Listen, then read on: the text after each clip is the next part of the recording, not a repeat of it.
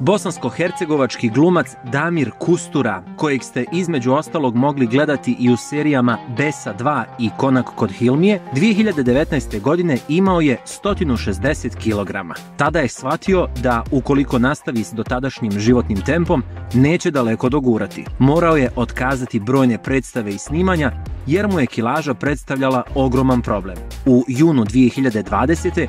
odlučio se za liposukcijsku dijetu, čiji je plan prehrane osmislio bosanski nutricionista Kenan Mandra. Ovu dijetu koristile su ili koriste brojne poznate domaće ličnosti.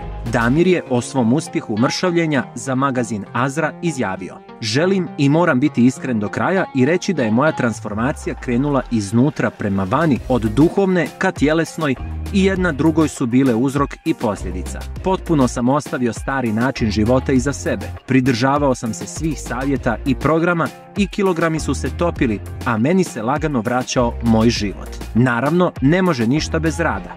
Ja sam tek sada, nakon pola godine na programu liposukcijske ishrane, počeo da treniram. Tek sada sam uveo treninge, opet uz nadzor stručnjaka."